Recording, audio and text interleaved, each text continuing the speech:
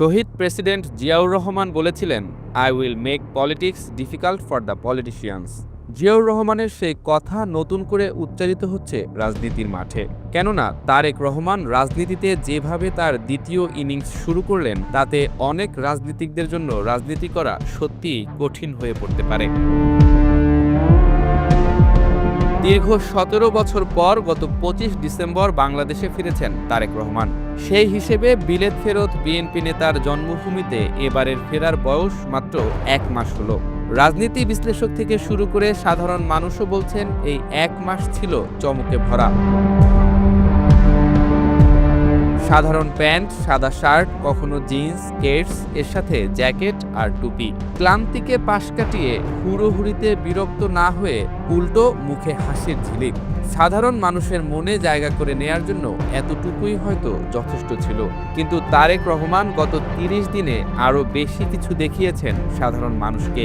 কেবল চালচলন কিংবা শারীরিক ভাষাই নয়, তারেক রহমানের ধীর স্থির বক্তব্য বোদ্ধাদের দৃষ্টি কেড়েছে। তার মুখ থেকে এখনো উচ্চারিত হলো না শেখ হাসিনার অত্যাচার অবিচারের বিশদ বর্ণনা, যার রোষানলে পড়ে ১৭ বছর নির্বাসনে ছিলেন। পরিবার পরিজনের প্রতি আওয়ামী লীগ সরকারের নির্যাতন নিপীড়ন নিয়ে এখনো একটি শব্দ খরচ করেননি তিনি। উল্টো বারবার বলছেন শান্তি, শৃঙ্খলা আর ঐক্যের কথা। যেভাবে দুই হাত তুলে বারবার সাধারণ মানুষের অভিবাদনের জবাব দিয়ে যাচ্ছেন, তাতে স্পষ্টই ফুটে উঠছে শহীদ প্রেসিডেন্ট জিয়াউর রহমানের প্রতিচ্ছবি। স্বদেশ প্রত্যাবর্তনের শুরুটাই ছিল চমকে ভরা। ১৭ বছর পর মাতৃভূমিতে পা দিলেন জুতা খুলে, খালি পায়ে নিজের হাতে দেশের মাটি স্পর্শ করলেন। অসুস্থ মায়ের কাছে আগে না গিয়ে হাজির হলেন লাখো জনতার মাঝে, যাদের জন্য অত্যাচার নির্যাতন সহ্য করেও বাংলাদেশেই ছিলেন বেগম খালেদা জিয়া। বাবার সমাধিতে গিয়ে নীরব দাঁড়িয়ে চোখের পানি মুছলেন, অঝরে কাঁদলেন গুম খুন হওয়া পরিবারের সদস্যদের আর্তনাদ শুনে। অতি সাধারণ এই তারেক রহমানে গত ১ মাস মুগ্ধ হয়েছে গোটা জাতি। তারেক রহমানের ভাষণে খুব কম শোনা গেছে আমি শব্দটি। বারবার তার মুখ থেকে প্রতিধ্বনিত হয়েছে আমরা। আর এই আমরা শব্দটি সচেতনদের মনে আশ্বাস সঞ্চার করেছে। তারেক রহমানের নেতৃত্ব নিয়ে নতুন স্বপ্নের জন্ম হতে শুরু করেছে।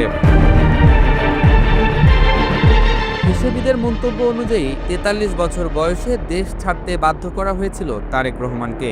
জন্মভূমিতে ফিরলেন ৬০ বছর বয়সে। সচেতনরা বলছেন, পোর খাওয়া তারেক রহমান এখন অনেক বিজ্ঞ এবং প্রজ্ঞাসম্পন্ন। তার দূরদর্শিতা সময়ের সাথে সাথে শানিত হয়েছে। তারেক রহমান নিজের জন্য নির্ধারিত চেয়ার সরিয়ে সাধারণ চেয়ারে যেমন বসছেন, তেমনি সাধারণ খেটে খাওয়া মানুষদের ডেকে নিয়ে শুনছেন তাদের অভিযোগ অনুযোগের কথা। গুম খুন হওয়া পরিবারের সদস্যদের নির্মম গল্পগুলো শুনে যেমন কেঁদেছেন, ঠিক তেমনি জুলাই যোদ্ধাদের কাছে গিয়ে হাঁটু গেড়ে বসে তাদের কথাও শুনেছেন।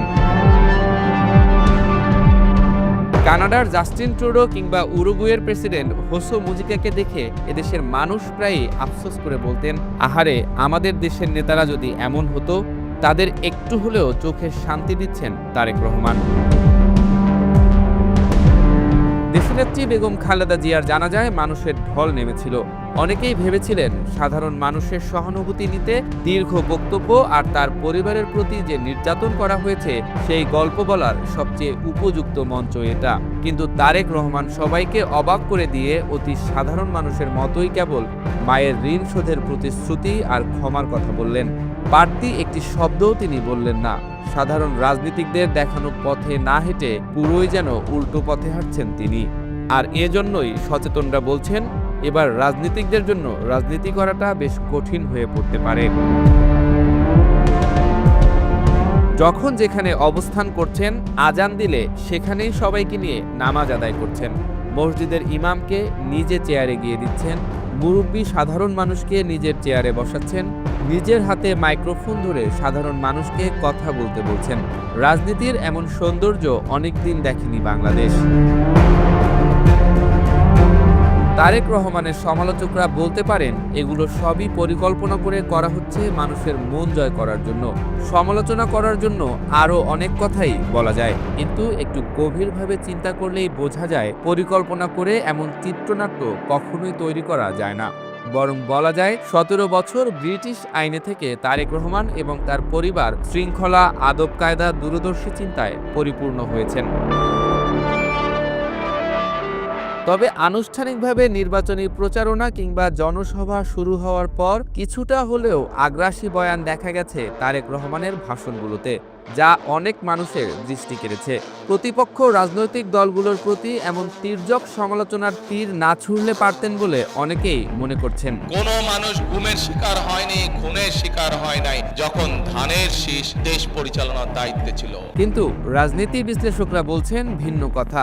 তারা মনে করেন তৃণমূল নেতাকর্মীদের উজ্জীবিত করতে এবং বিনয় মানে যে দুর্বলতা নয় এটা বোঝাতে এমন আগ্রাসী ভূমিকারও প্রয়োজন আছে। জনগণের কাছে বিনয় প্রদর্শন যেমন প্রয়োজন, তেমনি নিজের দলের নেতাকর্মীদের নিয়ন্ত্রণ করতে চোখ কিছুটা বড় করাও জরুরি। সহনশীলতা আর বিনয় দিয়ে যেমন সব কাজ করা যায় না, তেমনি সব সময় আক্রমণাত্মক কিংবা কঠিন সমালোচনার মাধ্যমেও সফলতা আসে না। বিশ্লেষকরা বলছেন আপাতত গত ১ মাসের মূল্যায়নে তারেক রহমানের বিনয় আর আগ্রাসী ভূমিকার যে মিশেল দেখা গেছে, তাতে নতুন প্রজন্ম বদলে যাওয়া বাংলাদেশের স্বপ্ন দেখতেই পারেন।